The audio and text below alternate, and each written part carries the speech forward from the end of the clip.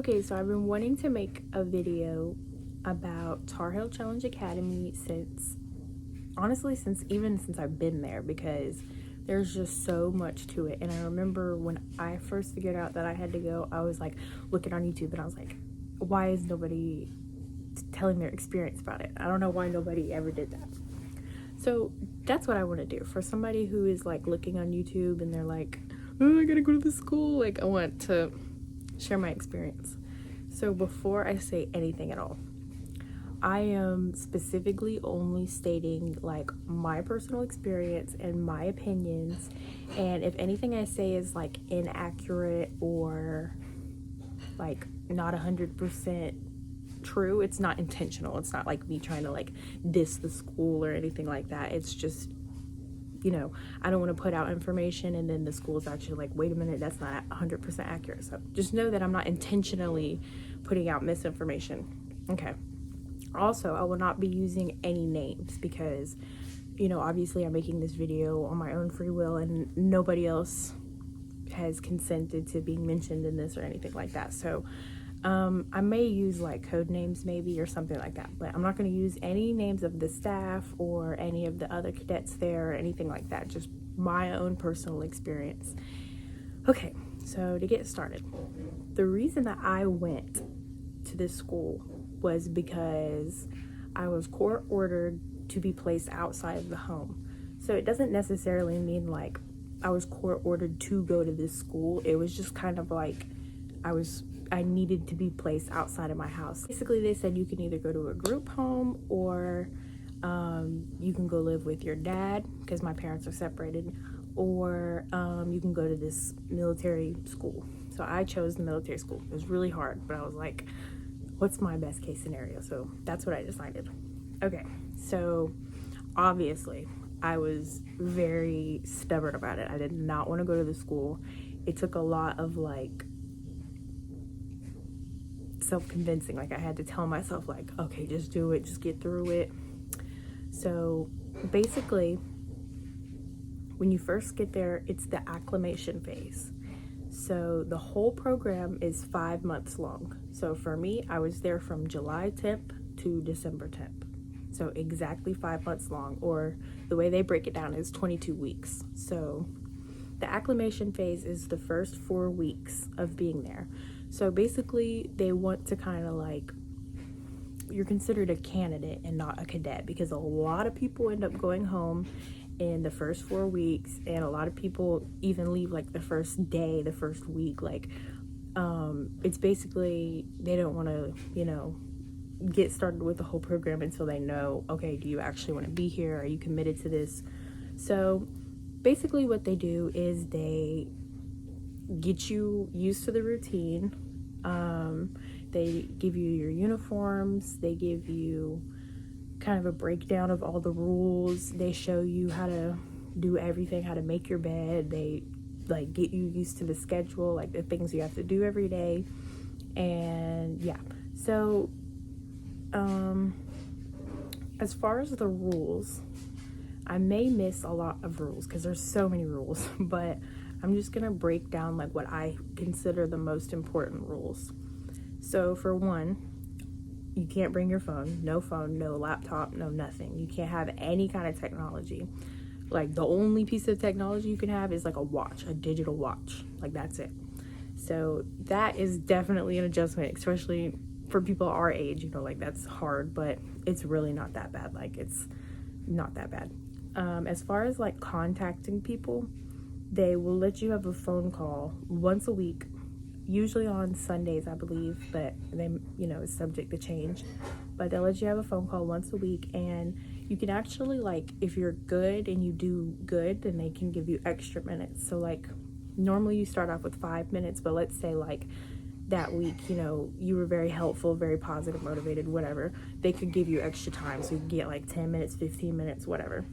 And that did happen, like, a couple times. Like, they do distribute that out fairly. Obviously you can't like smoke or drink. They will drug test you periodically. Sometimes it's random, or sometimes it's like they'll tell you like ahead of time, we're gonna drug test you. And even though they tell you, there's always people that still failed and would get kicked out. So if you fail a drug test, depending on where you are in the program, you can either get like serious disciplinary like repercussions, or they'll just send you home, depending. I don't know. I'm pretty sure they're very lenient in the beginning. I could be wrong though. Okay, so it is like a boy-girl school, so there's 3 teams. There's team 1, which is the females, and then team 2 and team 3 are the males. And we are not supposed to interact with the males at all. Like female to male, absolutely not. Like we can't talk to them. They get mad at us if we like are looking over at them.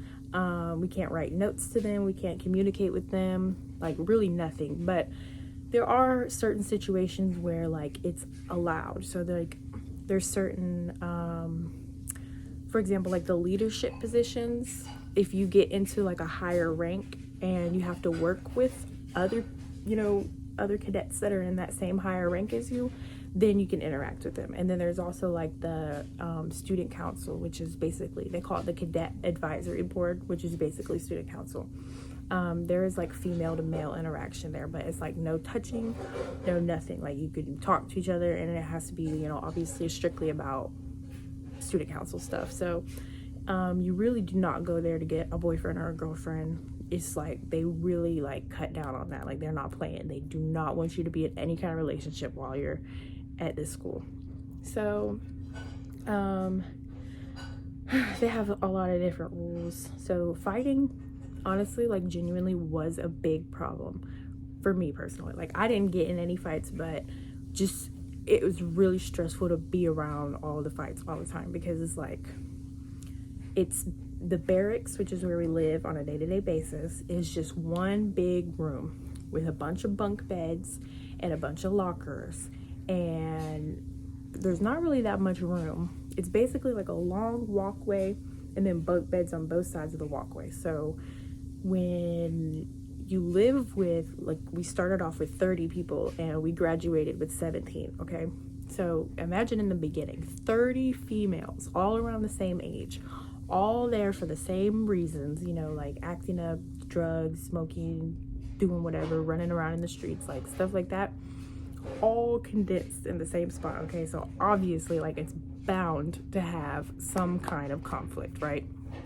So fights were like, they wasted no time. Like within the first week, there was already a couple fights and people were getting kicked out. And for the most part, the fights never really get bad. Like it gets broken up pretty quickly and then they calm down and then everything's okay. But I will say that there was a couple times where it got dangerous, like bad. So one instance was just this, it was just absolutely insane. It was like over some petty stuff. This girl got beat up like really bad. Like her face was bleeding and swollen. She had a black eye. Like she got scratched up, but that's because she was like jumped by several people, and they actually did target her a lot. Like she did get in a few fights, and she ended up leaving the school because, like I would too, like it was really bad for her. Her situation was really bad. But I will say that the school did try to do everything that they could to like protect this girl and keep her safe and like try to disperse the drama. I feel like they could have done like a little bit more, but at the end of the day, there's only so much you can do. Like if you're gonna provoke people and get in this situation, like you're gonna get in a fight. But as far as the fights, they were never really dangerous. Like they were never scary. Like they were never like, oh, I fear for my life or anything like that. But it does get pretty annoying, like whenever it's consistent or it's the same people, arguing over the same stuff. Yeah, that gets old. As far as like the female to female like drama, there's gonna be drama like anywhere. If you're at like a regular school, if you're at work, just in life, there's always gonna be drama, right? So it's kind of safe to assume, like, obviously if you're gonna go to a school with other kids who are here for disciplinary reasons and they're teenage girls, obviously there's gonna be a lot of drama. So that was definitely an issue. And I like to consider myself somebody that doesn't really like get involved with drama, but there was so much stuff that I was roped into, and like I would get in petty arguments with people, and people would cuss me out, threaten to fight me, da da da da, whatever. Like, that's gonna happen. That's just like, that's inevitable. Like, that's gonna happen no matter what. Even wherever you are in life, that's gonna happen. So that was kind of an issue. Okay, so moving on from that. So the uniform. So basically, when you first get there, you're given your PT uniform, and then you also bring some of your own clothes. Like, you have to purchase like a plain gray t-shirt and plain gray shorts, and everything as far as undergarments has to be completely white. So they're gonna have like the long socks, they have to be completely white. Your underwear has to be completely white. Your bra has to be like black or white, and it's like some have to be like a sports bra and then like a regular bra. And you can't have any kind of like scented type things. Honestly, like in the beginning they told us that we couldn't, but then like as time went on they kind of like let loose a little bit. So like you can bring scented soaps, they eventually let us, but I know that like the rule book says no scented soaps. So no perfume, absolutely no perfume. For whatever reason they will not let you have perfume. And no makeup, you can't wear makeup, you can't wear your hair any kind of way. For females it has to be like in a bun. I know for some people they have like either curly hair or like big hair, or you know, it's just kind of hard for them to put it in a ponytail. They're gonna get on you about your hair, okay? So whatever you have to do to make it pull back to where you can fit a hat, like a, you know, like a cap, like a, you know what I'm talking about, that kind of hat. Whatever you have to do to get it to fit your hat on, like they will absolutely get on you about your hair. So if you're going out and doing PT and stuff, like your hair is gonna get frizzy, whatever. So the hair is kind of like, really depends on your hair type how much of an issue it's gonna be. As far as the uniform, I think that's pretty much it. Other than the regular BDU uniforms they give you, it's kind of like a military uniform. Like it doesn't look like it's not camo or anything. Like it doesn't really look like a standard military uniform. It's basically this like button up thing with all these little pockets on it, and then it's got like your last name, and then all these different badges, like the American flag, and then it says like Tarheel challenge, like all sorts of stuff on it. Is not cute. Is not cute. I'll try to put a picture in if I can, but the uniform is not by any means cute. It's very loose fitting.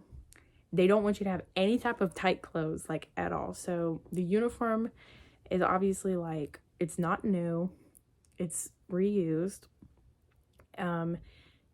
The pants are like basically like cargo pants, and you have to wear like a black belt.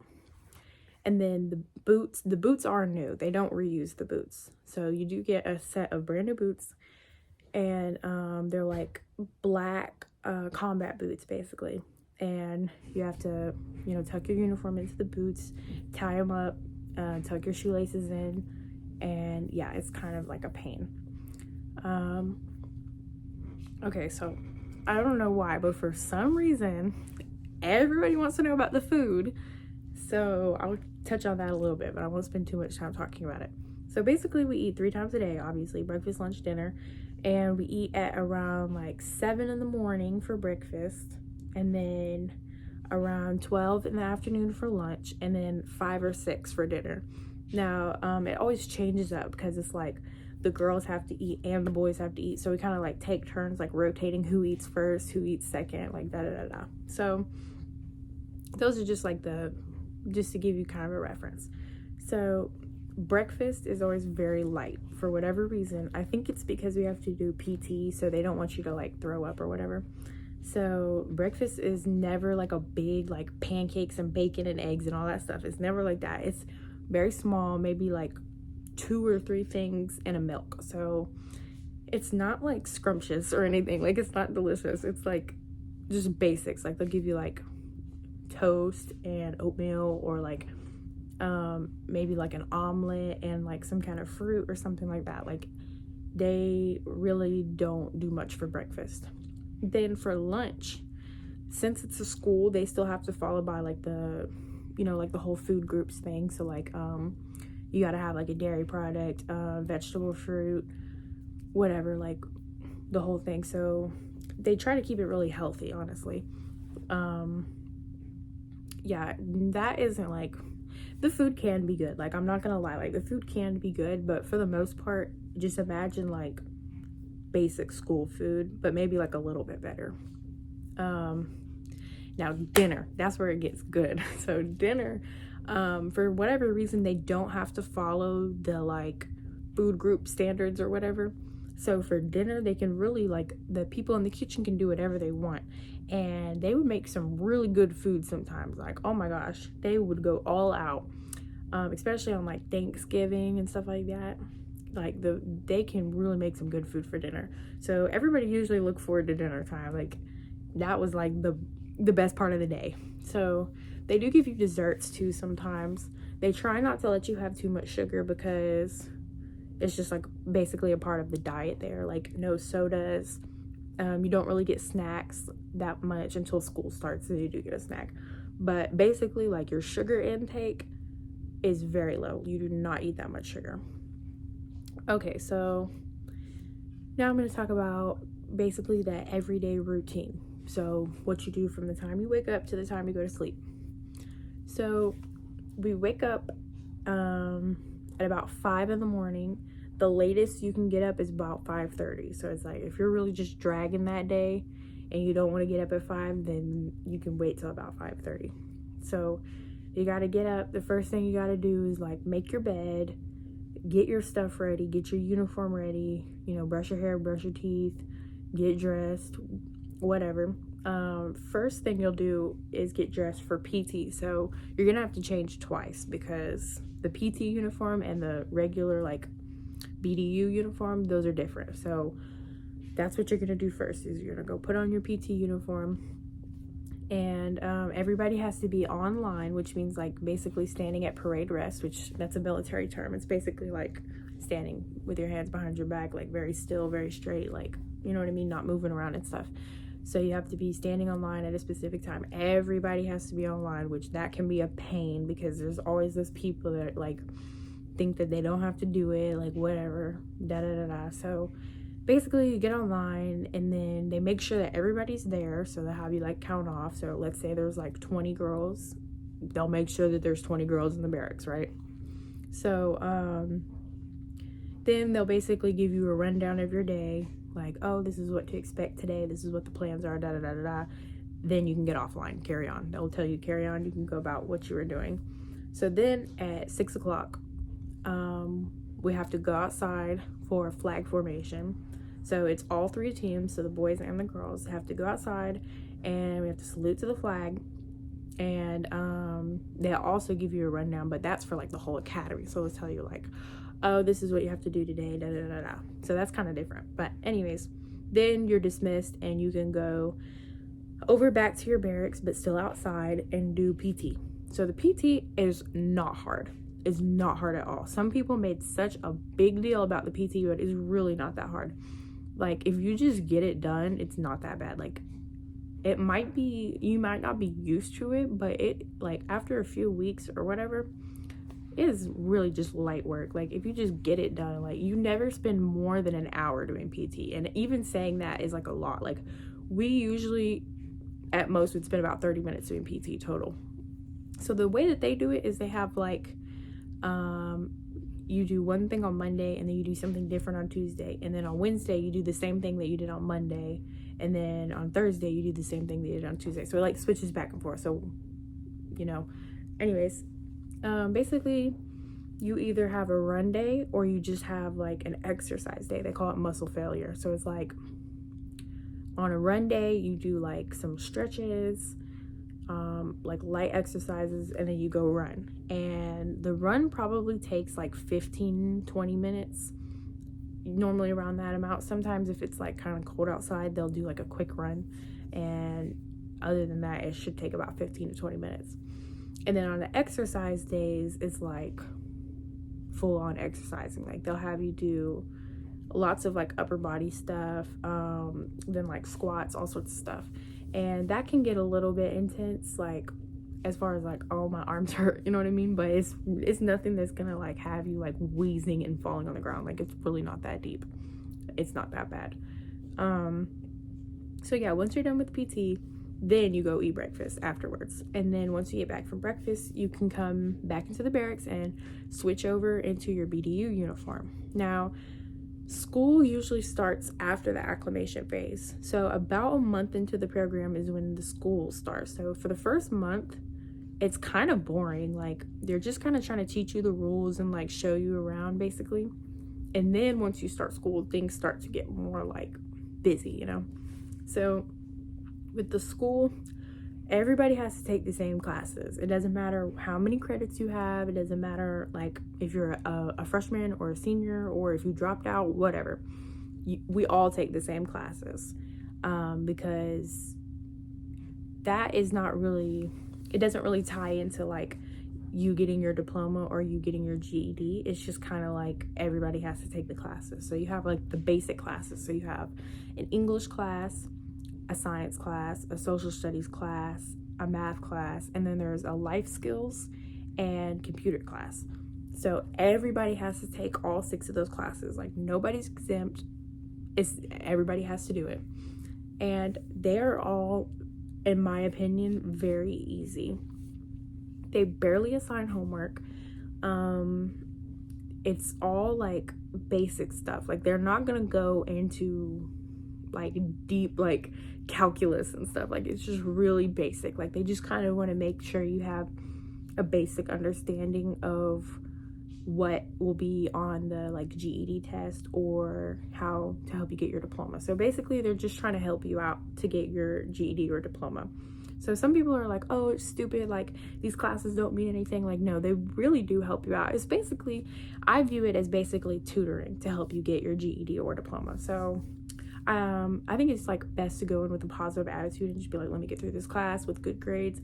And some classes do offer like a lot of extra credit opportunities, which can save you. Like, if you're not doing too well, that extra credit, all you gotta do is like some coloring sheet or some word search or something, and that can really boost up your points. So it's like they give you every opportunity to succeed. You just have to take it, you know?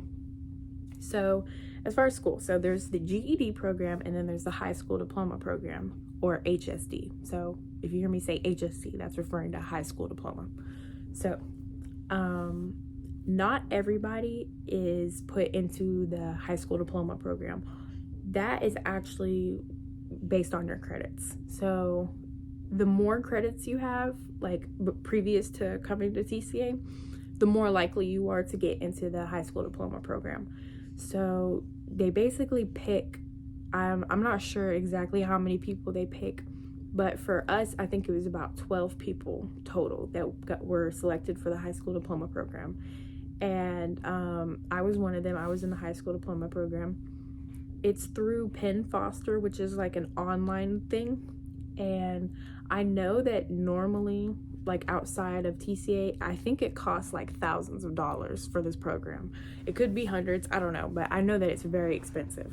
And that's because it's so simple. Like, you can get your diploma. Like, if I could have just sat through it and like made my own schedule, I really could have got my diploma in like 2 weeks. Like, it's so simple. Like, it is kind of hard, and you have to focus and you have to pay attention, but for the most part, it is like a little scary how easy it is to get your diploma through this program. Like, I'm thinking like, why did I go through 3 years of high school already when I could have just done this the whole time and got my diploma in a couple weeks? But anyways, the way they set it up though is they don't let you do it where you just like run through it and get your diploma in a couple weeks. They will break it down so that you have to go to this class throughout the whole program, and you don't get your diploma until you graduate at the end of the 22 weeks. So the GED program it's called a high set, and they give you this big blue textbook to study. And if you actually read the textbook, you can absolutely pass. Like, if you actually go through the GED, you're like guaranteed to pass. So there is, I think, 6 tests total for the GED, and it's on a scale of 1 to 20. So 8 would be passing. So you have to get at least an 8 in each subject to pass that subject. And the highest you can get is a 20. So if you get a 15 and above, then that's considered honors. And if you get an 8 and above, then that's considered passing. So hypothetically, if you were to get like an 8 and above on 4 tests, but then let's say you got like a 3 and a 6 on 2 tests, they are not going to just be like, okay, you can't get your GED. So the ones that you already passed counted. So like you don't have to take those again. It's not like you have to redo the whole thing. Like you just have to retake the tests that you didn't pass. So let's say you didn't pass math, then you study and then you take the math test again. And if you still don't get it, you do it again. And they just kind of let you take it over and over as many times as they can like squeeze into the 22-week period. So it's like they really, really try to like hand it to you. Like they try to do everything that they can. And if you really struggle in school, then you can take extra classes, like extra tutoring, or like they really just try to hand it to you. Like it's pretty simple. So if you don't get your high school diploma, then you will get your GED. And there are some people that graduated with neither. They didn't get their GED or their high school diploma, and that's because, you know, they were attempting to get their GED and they just could not pass for whatever reason. It could be like they had some kind of learning disability, or it could have been like they just didn't care and they didn't try hard enough. But regardless, there are cases, there's, you know, going to be 2 or 3 people that don't graduate to get their GED or their diploma, which does suck. But it's like, I mean, it's really not that bad, because if you pass most of your tests, once you graduate, it's like the same situation. Like you can just take your whatever test you didn't pass and get your GED. So it's like you don't have to start all over even after you graduate, which is nice. Okay, so now for the ranks. So whenever you first go in the acclimation phase, you're considered a candidate. Then once you are like past the acclimation phase, you're a cadet. So every single person is cadet, no matter what. Like if you get to past the acclimation phase, and you are a cadet. But they do give out like different ranks. So the lowest rank that you could be is class leader, which means that when you go to school, you're in charge of like taking care of all that, like helping the teacher out, whatever. That's like the lowest rank. And then the next rank would be squad leader. So the barracks is broken up into 4 squads. If there's 24 people, there would be 6 people in each squad. So squad 1, squad 2, squad 3, squad 4. And each one will have a squad leader, which they're in charge of like keeping everybody on track, like in their squad, like, oh, make sure y'all make your beds and get your lockers straight and make sure everybody's online on time and in the right uniform, da da da da da. So that's the next highest rank. Then you have the assistant team leader. So there's the team leader and the assistant team leader. So the assistant team leader is basically there to help the team leader. So the team leader is in charge of everybody in the barracks, just that team, not like the boys too, just the females. So I've actually been in every single leadership position. So I was the class leader, and then the squad leader, and then the ATL, and then the TL, and then the other ones too. So I guess I can give kind of a good perspective on like what each rank is like, but I'm not going to go through all that. So basically for the TL, you have to tell everybody what to do. You have to keep everybody on track, and it can actually get so stressful. Like, it's fun, don't get me wrong, and you get like all kinds of like special privileges and stuff, but at the same time, like, people your age don't like being told what to do by somebody. Like, I was 17 at the time, and you know, these girls are like 16, 17, 18. They do not like being told what to do by somebody their age. Like, they will do everything that they can to like be defiant and be bratty and da da da da, and that can get stressful. But it's like, if you earn their respect, then it can be actually a lot of fun. Like, it can be really like rewarding. So the assistant team leader kind of just helps out the team leader, like, because there's a lot of responsibility on the team leader. So the assistant team leader kind of like takes some of that stress off of the team leader. So then there's also the academy leadership, which is like the cadets that are in charge of all three teams, so the boys and the girls. So there is the XO, which is like the lowest rank, and then there's the first sergeant, which is the next one, and then there's the commander, which is the highest. I was actually the commander and I loved it. It was so much fun. So basically, when you're in the academy leadership, they pick one person from each team for like the three. So the XO, the first sergeant, and the commander. So there'll be one girl and two boys. And it kind of switches out, like, oh, the commander will be from team 2, or the commander will be from team 1 or team 3, whatever. Like, it switches out. Like, it really just depends, because the rank you get is based on how high you score on the board. So in order to be in academy leadership, you have to be like on top of your stuff. Like, you can't get written up, you can't be like known to be getting in fights and stuff like that. Like, you can't be bad, like you can't be wilding out to be in academy leadership.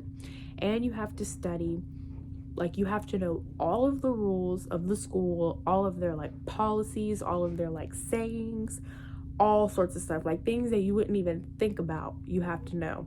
And based on, you know, who gets the most questions right is whichever rank. So out of the people that I tested against, I guess I got the most questions right. So that's why I was awarded commander. So as the commander, it's very stressful and it can be kind of embarrassing, because it's like, that is a lot of people looking at you and you have to tell everybody what to do. And like I said before, people your age do not like being told what to do by a 17-year-old. So it was kind of like a little bit awkward.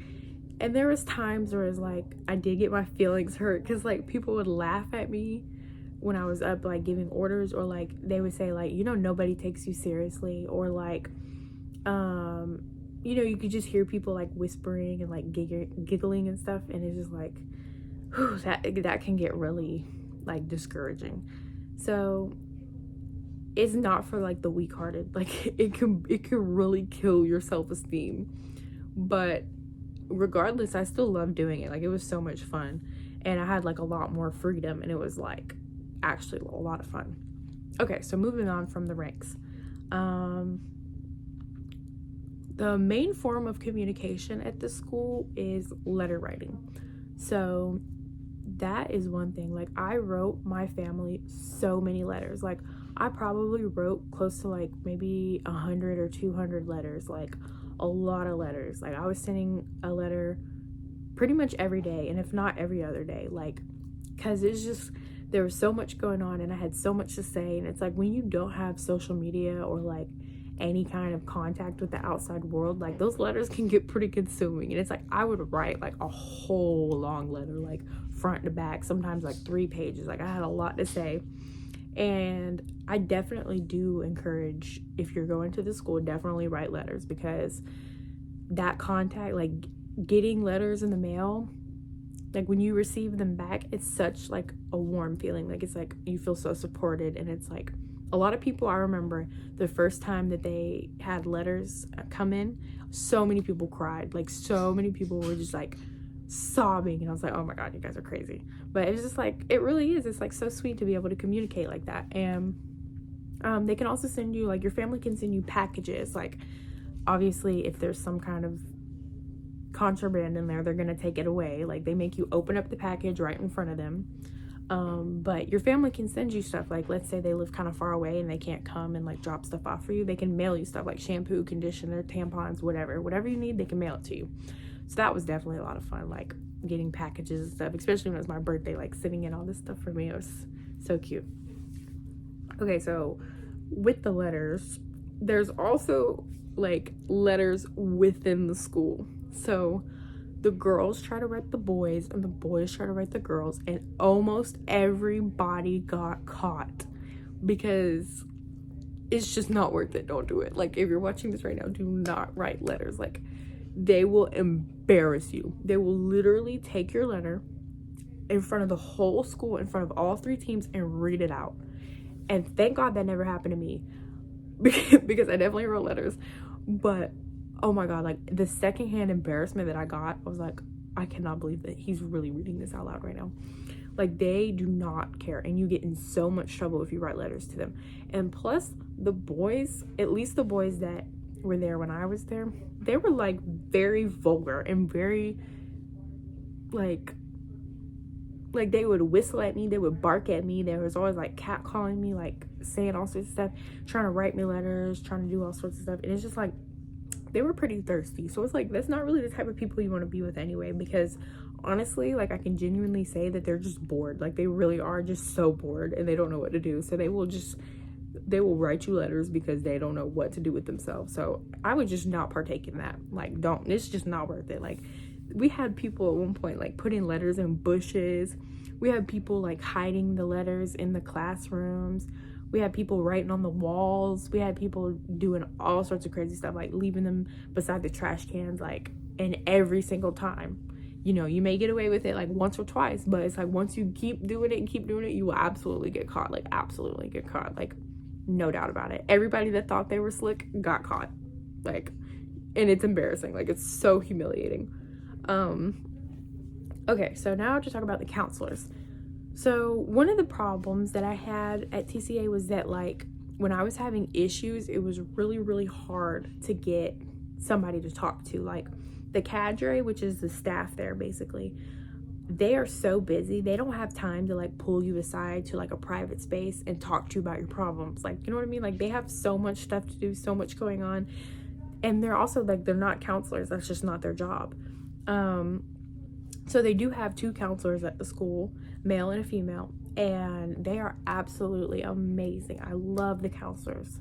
They are so helpful and so sweet. The only issue with that is that it's kind of hard to get in contact with them. Like, basically you can be like, hey, can I talk to you? You know, if you see them, but you have to put in a referral and you have to wait for the referral to get approved, and it's like kind of like annoying, but it's whatever. Whenever I did talk to the counselors, though, they were so helpful, so sweet, so amazing. But moving on from that, okay, so now something that's really shocking to people is the shower situation. So I don't know why, but for whatever reason, we get 5 minutes every day to shower. Now, I know that sounds kind of disgusting and musty, but they ended up kind of changing the rules to where you have 12 minutes from the time you get in, from the time you get out. And you're probably like, oh girl, what, like 12 minutes? I know, but if you go in there and you just do what you gotta do, you don't talk to anybody, you don't do anything except for wash yourself, then you can absolutely do it. I know it seems dirty, I know, but you get used to it. Like, you learn how to manage your time well, because I would be in there scrubbing, like getting that done, you know what I mean? Okay, as far as the showers, there is no shower curtains. So it's like an open space. So they have kind of like stall door type things, but you can see everybody. And a couple of the showers have curtains, and there would be people that were like a little more shy and they would, like, you know, go in the ones with the curtains. But for the most part, like, everybody just got used to showering with each other and nobody really cared. Like, we would actually like be showering, like talking to each other, like making eye contact. Like, it really didn't matter. Like, nobody cared. Now shaving, that is one thing that just absolutely, I just could never, it never sat right with me. They let us shave about like once every month, and you're there for 5 months, so you get to shave probably 5 times. And as a female, now I'm not saying anything about like, oh, females have to shave, da, da, da. Personally, I like to shave. Like, I do not like to let my hair grow out, my leg hair, my arm hair, anything. Like, and it is definitely something that you just have to adjust to. Like, it sucks. That's the best way I can put it. It just sucks. But like, yep, you only get to shave once a month. So that's just something that's just like one of the things that really, really sucks, but you just got to put up with. Okay, now as far as tattoos and piercings, they don't care if you have tattoos wherever. Like, people came in with all sorts of tattoos. We had like gang related tattoos, people's names, all sorts of stuff. They don't care if you have tattoos. You're just going to document it. but you can't get any new tattoos while you're there. So let's say like we go on home pass, which is like where we get to go home for a couple days. You can't go and get a new tattoo. Nobody actually did try to, so I don't really know what the consequences are if you do, but you just can't do it. Piercings. You can't wear any kind of jewelry, no bracelet, no ring, no like nose ring, earrings, nothing, no piercings. And you can't obviously go and get new piercings either. Okay, so that's basically it for that. So just a couple more things to go over. The medical aspect of the school. So they do have a few nurses, and then like kind of like a nurse's office in the school. So if there is like a dire emergency, they have the materials to take care of it. Like let's say like you cut yourself on accident. I don't know how you'd cut yourself because we don't have anything sharp around us, but hypothetically, if something were to happen, like they have the materials to take care of you. And like if you have a headache, they have pain medicine. If you have like something's going on, any kind of stuff, like they have like muscle relaxer, they have all sorts of different stuff. So whatever kind of issues you have going on, usually the nurse can handle it. Then obviously like they distribute your medication, like if you take medication or if you have like certain circumstances, like for example like diabetic, or you know if you have asthma, any kind of stuff to that, they do accommodate to people who have, you know, like special medical needs.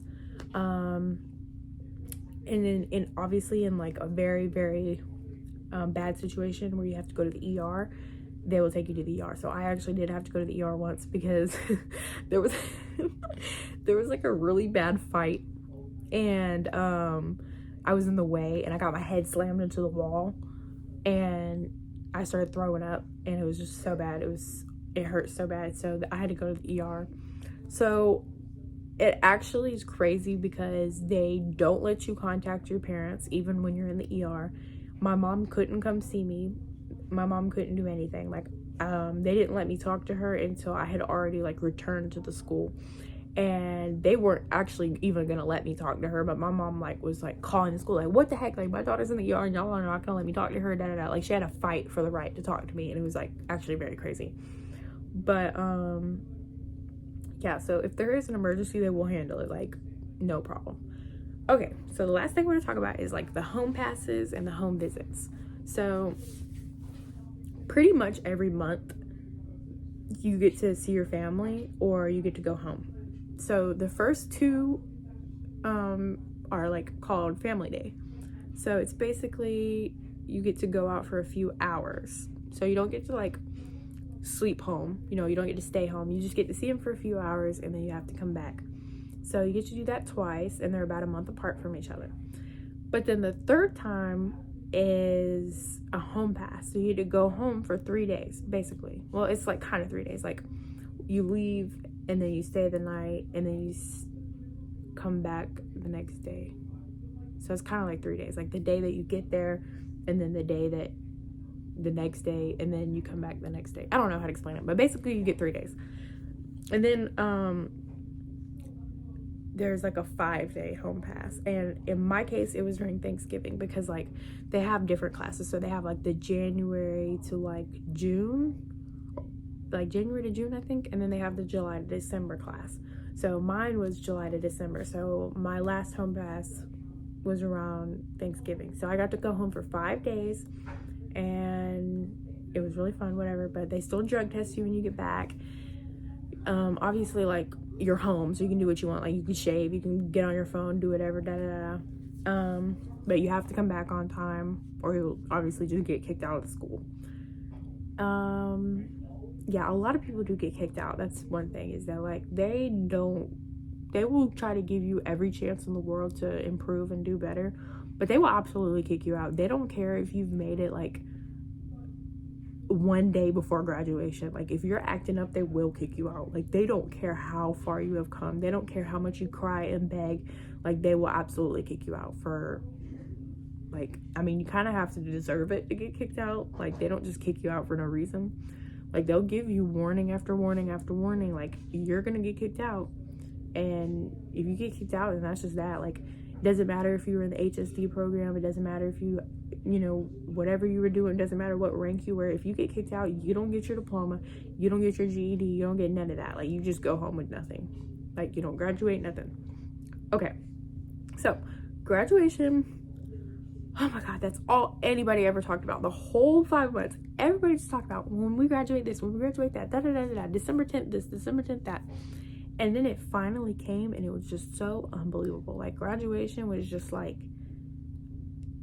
I just could not believe that I had finally made it. Like, they let us do our makeup, our hair, and then like we wore high heels, and you got to wear like a pretty dress, and just it was just such an amazing day. Like, graduating from that school, and then just being able to just go home and just like being graduated high school and just go home and live your life again. It was just like absolutely insane. Like, it's one of the like craziest feelings I've ever had. It's basically like being released from prison. I know that's a horrible way to put it, but it's like being released from prison. And yeah, it's like so it was really nice. So personally, I'm not going to recommend or not recommend going to TZA, because honestly, it's not my place to like tell somebody what's right for them. It's a circumstantial thing, because as far as like implementing like discipline and respect, it really does work. Because I was bad. Like, I was a bad kid. I was getting into all sorts of stuff I shouldn't have been getting into, like legal stuff, well, illegal stuff, like, but I was having legal issues, all sorts of stuff, and it was just like I was really like, I was stressing my mother out so bad, to the point where she literally did not know what to do. And this place was my last chance. And I'm actually very grateful that I went, and I'm very grateful that I graduated, because now they send me money every single month. They said, like, this first check is going to be about $200. They'll send you money for a whole year.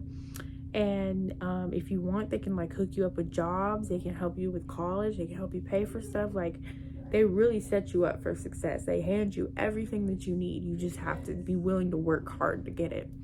So that's all I have for this video.